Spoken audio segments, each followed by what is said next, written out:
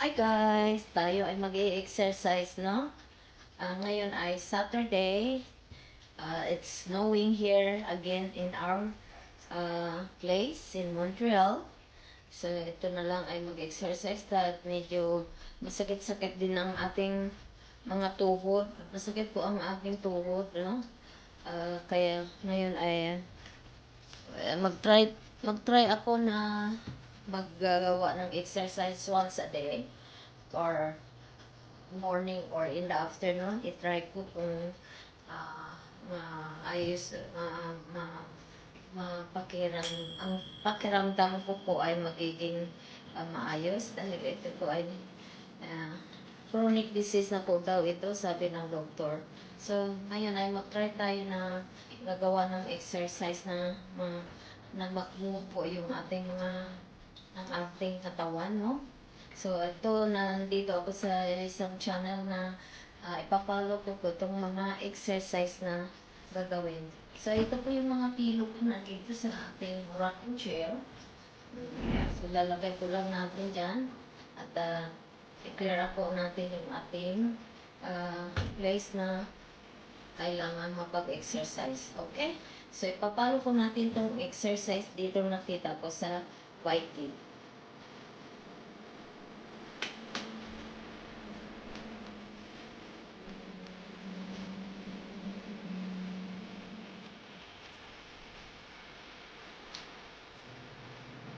So, ganyan lang for 5 days daw. Ano ba yan? Ay, maganda talaga pala.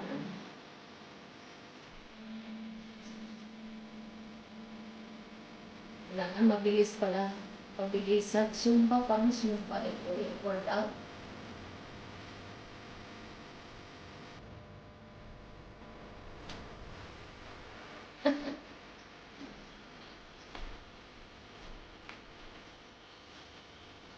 So, try natin to. I-try natin to kung epektibo ba talaga.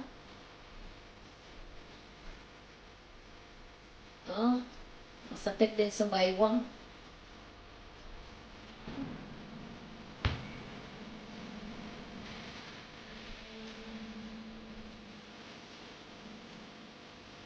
Zumba workout for belly fat.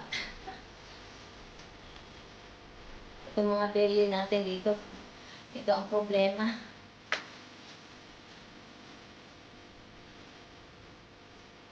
Ayan ang problema natin.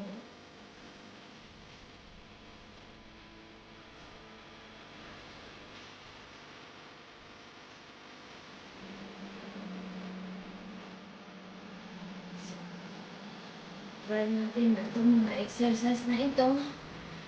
Kikilos-kilos para mag-wake up yung mga buto. Circulation natin. Mag-wake up yung circulation natin, no? So, ganyan lang for 5 days daw. Titingnan kung may improvement ba. Ay! Oh my gosh!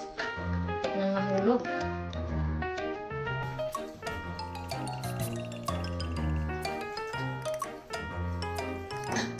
Ganyan lang daw for 5 days. Yan lang. And then, ilang minutes ba ito?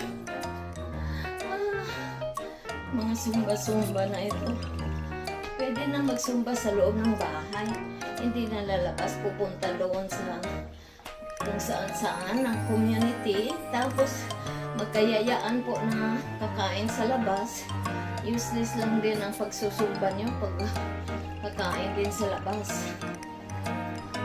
So, i-try natin to ng 4-5 days. Tingnan natin. So far, ang weight ko ngayon, ang weighing scale, nag-weigh scale po ako kanina, 118. Tingnan natin kung